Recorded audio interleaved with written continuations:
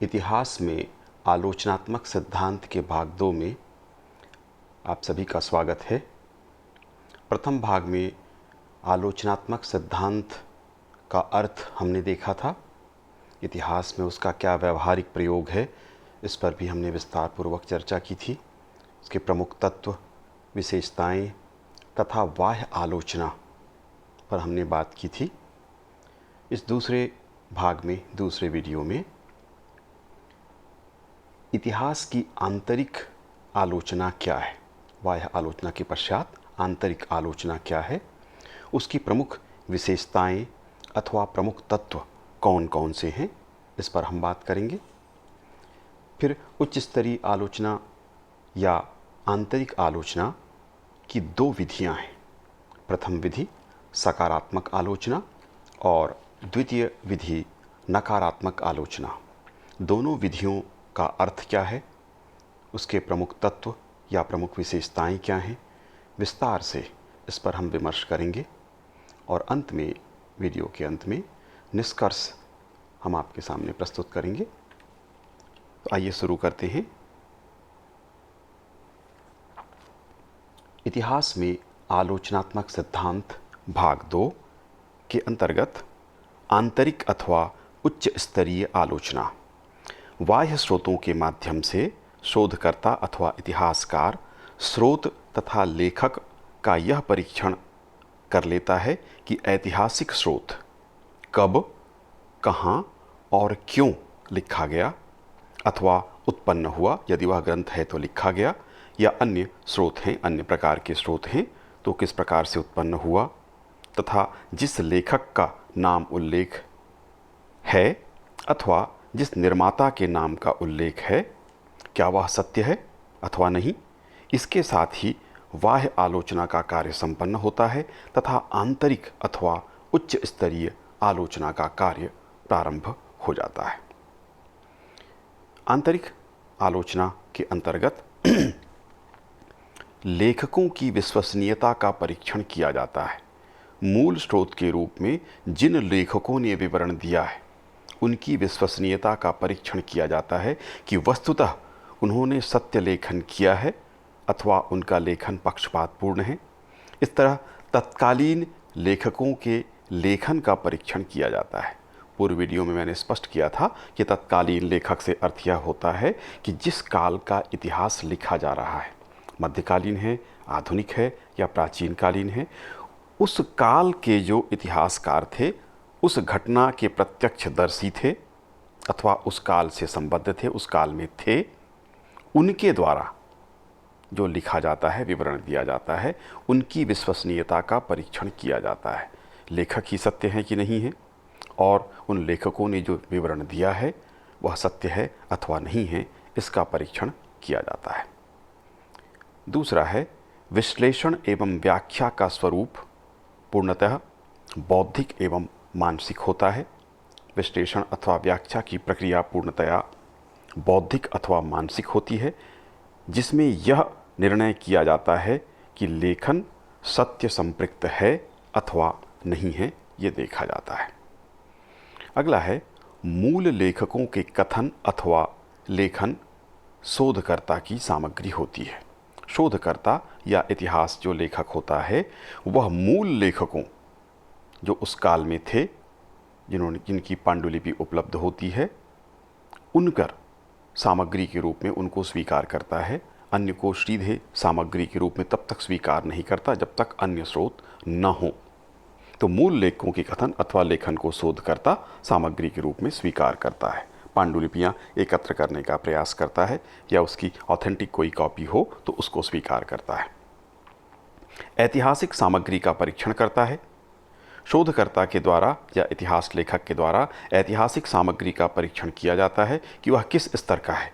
यदि उसका स्तर कमज़ोर है, हीन है, तो यथासंभव उसका परित्याग किया जाता है अथवा उसे संशोधित कर उसके निष्कर्षों को प्रस्तुत किया जाता है, ताकि इतिहास विशुद्ध रूप में सृजित हो सके।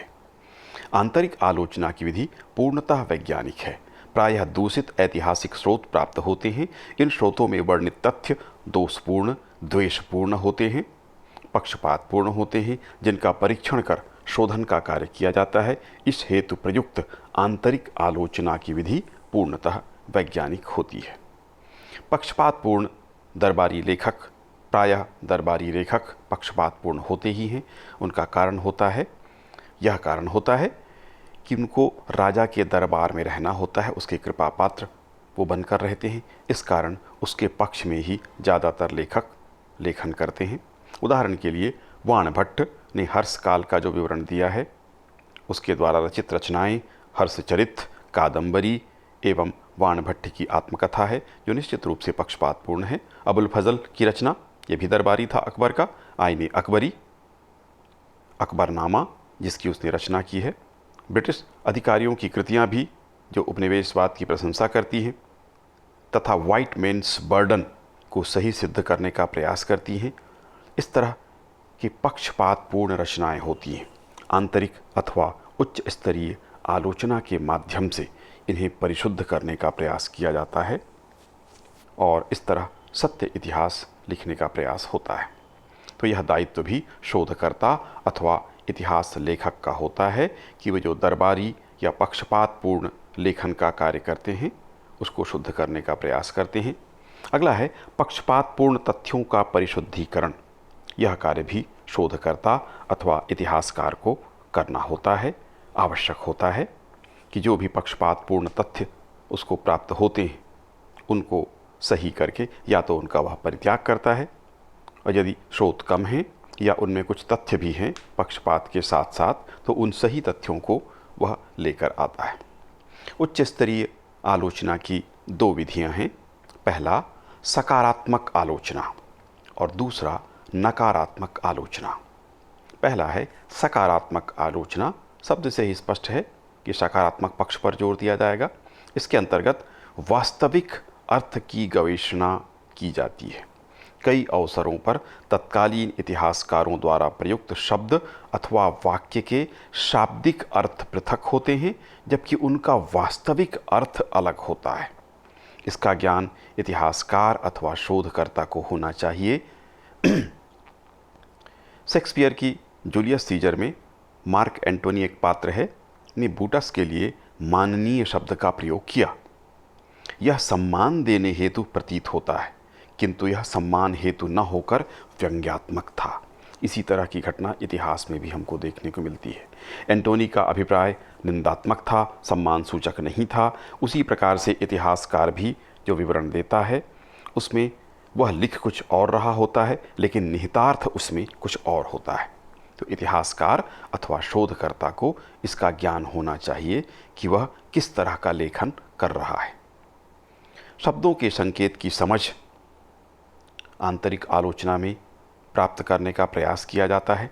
शब्दों के संकेत की समझ इतिहासकार में होनी चाहिए। इस पद्धति से ये प्रयास होता है जिस तरह बर्नी ने लिखा कि आकाश से उल्कापात हुआ तथा अल्लाह सत्य को जानता है। इस ओर संकेत है कि गयासुद्दीन तुगलक की मृत्यु दुर्घटनावश नहीं हुई थी, बल्कि मोहम्मद बिन तुगलक के द्वारा उसकी हत्या करवाई गई थी। इस ओर वह स्पष्ट संकेत कर रहा है, किंतु छुपाने का प्रयास भी कर रहा है।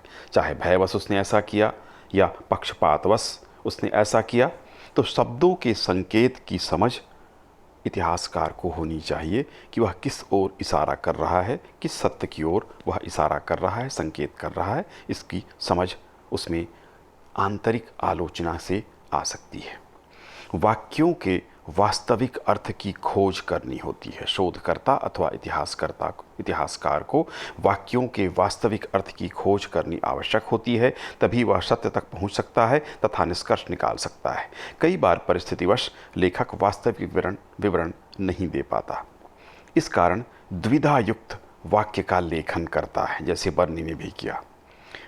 पांडुलिपि का गहन अध्ययन कर शोधकर्ता लेखक की भाषा को समझ सकता है कि कहाँ कहाँ पर उसके वाक्य दुविधापूर्ण हैं, कहाँ कहाँ वह दूसरे सत्य की ओर इशारा कर रहा है। जो वह लिख रहा है वह सत्य नहीं है, बल्कि अन्य सत्य की ओर वह इशारा या संकेत कर रहा है। तो वाक्यों के वास्तविक अर्थ की खोज इतिहासकार को आंतरिक जो पद्धति होती है आलोचना की, उससे निकालना होता है सत्य को। विश्लेषणात्मक स्वरूप। सकारात्मक आलोचना का स्वरूप विश्लेषणात्मक होता है। इस कारण शोधकर्ता का निष्कर्ष या इतिहासकार का निष्कर्ष निश्चयात्मक होना चाहिए, दुविधा युक्त नहीं होना चाहिए। उसके लिए उसको जितना भी श्रम करना पड़े वह श्रम करके निश्चयात्मक निष्कर्ष उसे देना चाहिए। सिद्धांतों की दीक्षा नहीं दी जा सकती, सिखाया किसी को सीधे नहीं जा सकता जब तक उसके भीतर प्रतिभा नहीं हो। सकारात्मक आलोचना की दीक्षा नहीं दी जा सकती, यह स्वाभाविक कला है। इस हेतु शोधकर्ता में इस कला की प्रतिभा अवश्य होनी चाहिए, तभी वह इस सिद्धांत को समझ और सीख सकता है। संदेहपूर्ण दृष्टि आवश्यक है। शोधकर्ता अथवा इतिहासकार को लेखन के प्रत्येक वाक्य को संदेहपूर्ण दृष्टि से देखना आवश्यक होता है, तभी वह निहितार्थों को समझ सकेगा। यदि संदेह नहीं करता है तो वह सत्य तक नहीं पहुंच पाएगा। सीधे सीधे स्वीकार उन वाक्यों को नहीं करके वह उस पर संदेह करता है, तभी वह कुछ अर्थ निहितार्थ निकाल सकता है। नकारात्मक आलोचना सकारात्मक के पश्चात, इसके अंतर्गत प्रश्न तथा संदेह का अधिकाधिक प्रयोग किया जाता है। नकारात्मक आलोचना में प्रश्न तथा संदेह ज़्यादा से ज़्यादा इसका प्रयोग किया जाता है। शब्द से ही स्पष्ट है, नकारात्मक त्रुटियां निकालने का प्रयास। मूल लेखक के अभिप्राय का परीक्षण किया जाता है। नकारात्मक आलोचना के अंतर्गत मूल लेखक के अभिप्राय या उसके दृष्टिकोण को समझना आवश्यक होता है कि वह किस तरह का लेखन करता है, जिसको इतिहास का स्वर भी कहा जाता है। उसके लेखन के स्वर को पहचानना होता है, वास्तविक अभिप्राय को उसको खोजना होता है। पक्षपात की संभावना का परीक्षण किया जाता है। मूल लेखक के द्वारा कितना तथा किस प्रकार का पक्षपात किया जा रहा है, इसका परीक्षण किया जाता है। भारतीय इतिहास में वाणभट्ट, अबुल फजल, बदायूनी, बर्नी आदि इतिहासकारों का दृष्टिकोण पक्षपातपूर्ण था। इनसे संबंधित लेख करते हुए इसका विशेष तौर पर ध्यान किया जाता है। पहले इनको चिन्हांकित किया जाता है, जैसे हमने स्पष्ट किया कि कौन कौन इतिहासकार हैं, किस तरह से वो किसी का पक्ष लेते हैं, किस धर्म से संबंधित हैं, किस व्यक्ति से संबंधित हैं, किसके पक्ष में वो लेखन करते हैं, किसके विपक्ष में जाते हैं। इन सब की जानकारी इतिहासकार को आंतरिक आलोचना के अंतर्गत करनी होती है। धर्म, जाति, नस्ल, क्षेत्र तथा विचारधारा के प्रभावों को इतिहासकार को पृथक करना होता है। इसके अंतर्गत धर्म, जाति, नस्ल तथा विचारधारा से प्रभावित मूल लेखकों के लेखों को संशोधित कर अपने निष्कर्षों में उसे प्रस्तुत करना होता है। विशेष दृष्टिकोण से अलगाव करना होता है। उदाहरण के लिए मार्क्स का दृष्टिकोण विशेष से वह लेखन करता है। गिबन, बर्ग, टाइनबी आदि लेखक अथवा विचारक विशेष दृष्टिकोण से इतिहास का लेखन करते हैं। इस तरह की दृष्टि से नकारात्मक आलोचना के द्वारा बचाव किया जाता है। वो जो कुछ लिखते हैं उसको पहले से ही इस धारणा के साथ देखना होता है कि वे दृष्टि विशेष से लिख रहे हैं, इसलिए सत्य कुछ और है। दक्षता का परीक्षण। दक्ष शोधकर्ता या इतिहासकार जो होगा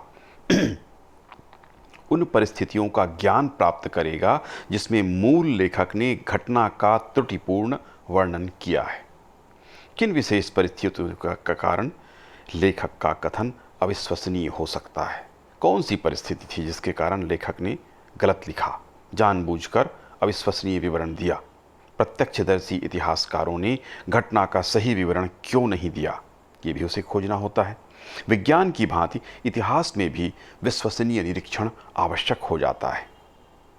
प्रायोगिक मनोविज्ञान का ज्ञान इतिहासकार को होना आवश्यक है, तब वह आंतरिक मूल्यांकन कर सकेगा।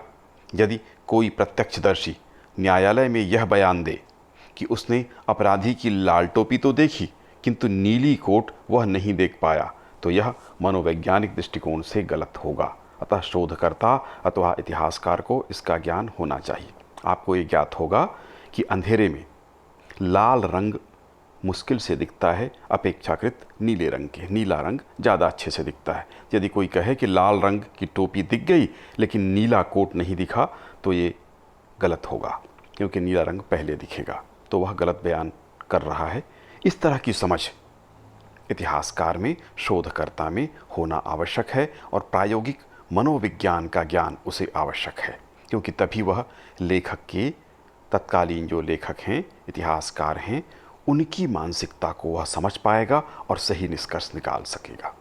तो मनोवैज्ञानिक प्रायोगिक मनोविज्ञान का ज्ञान भी उसे होना चाहिए। उदाहरण के लिए असीरगढ़ का किला अकबर ने जीता। प्रत्यक्षदर्शी था अबुल फजल।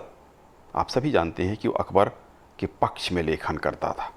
उसने जीत का कारण वहाँ फैले महामारी को बताया और अकबर की बहादुरी को बताया, जबकि पुर्तगाली प्रत्यक्षदर्शी जो वहाँ पर था उसने स्पष्ट किया कि अकबर ने रिश्वत देकर किले को जीता था। इसी तरह से उदाहरण, राजा भगवान दास ने कश्मीर के सुल्तान को वचन दिया था कि वह उनकी रक्षा करेगा और उसे अपने साथ दरबार ले आया था, किंतु अकबर ने कश्मीर के सुल्तान को कैद कर लिया। परिणामतः भगवान दास ने आत्महत्या का प्रयास किया। अबुल फजल ने उसका विवरण देते हुए लिखा कि राजा भगवान दास अपना मानसिक संतुलन खो चुके हैं, इस कारण से वह आत्महत्या करने का प्रयास कर रहे थे, जबकि यह त्रुटिपूर्ण है। वह आत्मसम्मान की रक्षा के लिए, क्योंकि एक वचन, राजपूतों में यह प्रथा है कि प्राण जाए पर वचन न जाए। उसने वचन दिया था, उसका पालन क्योंकि वह नहीं कर पाया था, इसलिए दुखी होकर वह आत्महत्या करना चाहता था। तो विवरण त्रुटिपूर्ण है। इस तरह के उदाहरण ये स्पष्ट कर देते हैं कि किस प्रकार से इतिहास को दूषित किया जाता है। शोधकर्ता अथवा इतिहासकार को यह देखना है कि विवरण तो झूठा है, पर प्रत्यक्षदर्शी ने झूठ क्यों लिखा, इसकी खोजबीन भी उसका दायित्व है। जैसे अबुल फजल ने अकबर के पक्ष में रहने के कारण, दरबारी होने के कारण स्वामी भक्ति दिखाते हुए गलत विवरण उसने लिखा। इसकी पहचान इतिहासकार को करनी आवश्यक होती है आंतरिक आलोचना के अंतर्गत। अफवाह की इसी प्रकार से पहचान करनी होती है। इतिहासकार अथवा शोधकर्ता को अफवाहों से बचाव कर लेखन करना चाहिए। विशेषकर बड़े पदों में रहने वाले व्यक्तियों के खिलाफ इस तरह के अफवाह प्रचलन में होते हैं। यथा अब्राहम लिंकन तथा उसकी पत्नी के विषय में अनेक अफवाह प्रचलन में थे। राष्ट्रपति जॉनसन के विषय में भी इसी तरह से अफवाह प्रचलित थे। इस तरह की अफवाहों की पहचान कर उसे इतिहास से दूर रखना होता है। यह भी इतिहास का कार्य क्या होता है। किंवदंतियों की पहचान। ऐतिहासिक तथ्यों की कमी के कारण ज़्यादातर अवसरों पर शोधकर्ता अथवा इतिहासकार इस तरह की किंवदंतियों को तथ्य मानने की भूल कर बैठते हैं। उदाहरण के लिए, हुमायूं के विषय में यह किंवदंती प्रचलित थी कि वह गौड़ के किले में एक अफगान स्त्री के आकर्षण में था। इसी तरह सम्राट अकबर और बीरबल के विषय में अनेक किंवदंतियाँ प्रचलन में हैं। अनेक कथाएँ, किस्से आप भी इससे परिचित होंगे। गुजरात के सुल्तान महमूद बेगड़ा के विषय में अनेक अनावश्यक बातें प्रचलन में थीं। मंगोलों के विषय में अमीर खुसरो के कथन यथार्थ नहीं थे।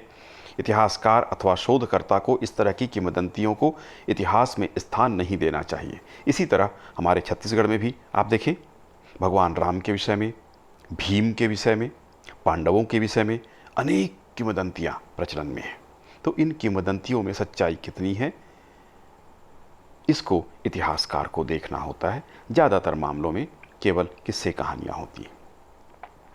इसी प्रकार विश्वसनीयता का परीक्षण इतिहासकार को करना आना चाहिए। सत्य को जानते हुए प्रत्यक्षदर्शियों ने त्रुटिपूर्ण विवरण क्यों दिया, जैसे वाणभट्ट, अबुल फजल, बदायूनी की कृतियों में ऐसे विवरण मिलते हैं। ऐसे इतिहासकारों के कथन की पुष्टि अन्य स्रोतों से होने पर ही उनके विवरण को स्वीकार किया जाना चाहिए, अन्यथा नहीं।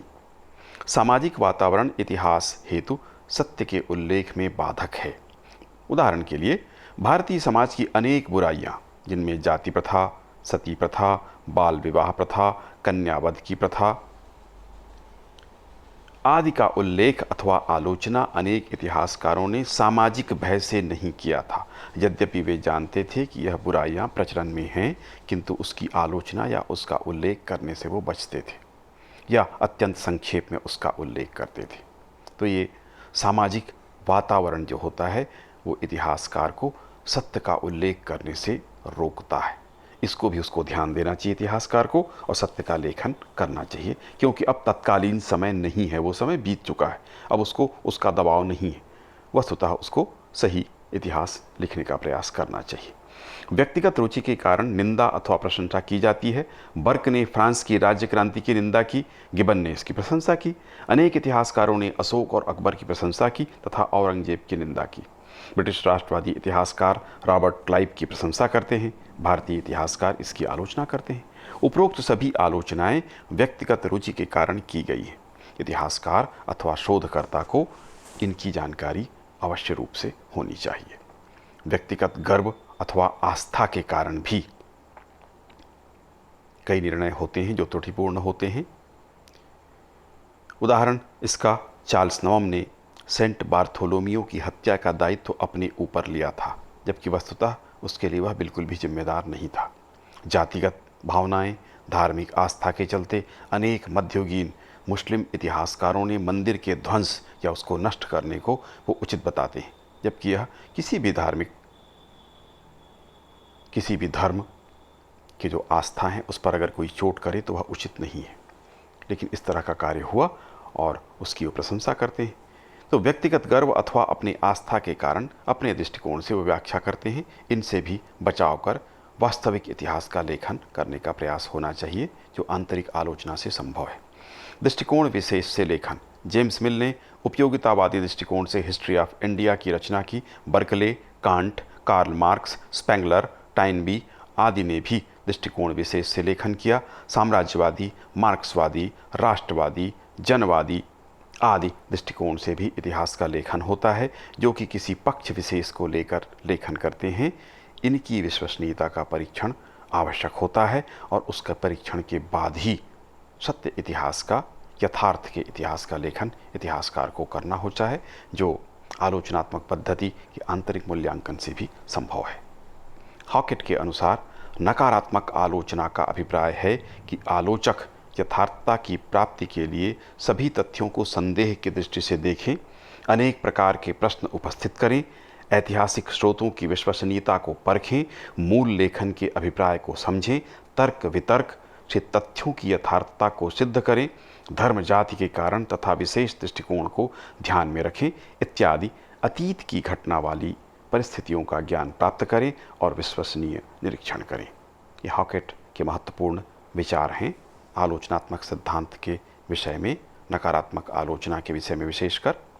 निष्कर्ष के रूप में देख सकते हैं, आलोचनात्मक पद्धति इतिहास हेतु अत्यावश्यक है। आलोचनात्मक पद्धति इतिहास हेतु अत्यावश्यक है। यह उपरोक्त विवरण से स्पष्ट है। यदि इतिहासकार को इस पद्धति का ज्ञान नहीं है तो वह इतिहास के साथ न्याय नहीं कर सकेगा। इसी प्रकार शोधकर्ताओं हेतु भी यह पद्धति अत्यंत उपयोगी है। तो आलोचनात्मक पद्धति का ज्ञान इतिहासकार को अवश्य रूप से होना चाहिए, उसका व्यवहारिक प्रयोग भी उसको आना चाहिए। जो उपरोक्त विवरण है विस्तार पूर्वक हमने किया है, इसलिए इससे निष्कर्ष के रूप में कहा जा सकता है कि आलोचनात्मक पद्धति इतिहास हेतु अत्यावश्यक है। दूसरी महत्वपूर्ण बात है पक्षपातपूर्ण एवं त्रुटिपूर्ण इतिहास के परिशोधन हेतु आलोचनात्मक पद्धति आवश्यक है। हमने बहुत विस्तार से चर्चा की कि किस प्रकार से पक्षपातपूर्ण इतिहास का लेखन होता है, त्रुटिपूर्ण इतिहास लिखा जाता है, दरबारी इतिहासकारों के द्वारा भी, पत्रकारों के द्वारा भी गलत विवरण दिया जाता है, लेखकों के द्वारा भी गलत विवरण दिया जाता है। अनेक उसके कारण होते हैं, चाहे वो दरबारी हों तो अथवा किसी दृष्टिकोण विशेष से वो लेखन करते हों तब।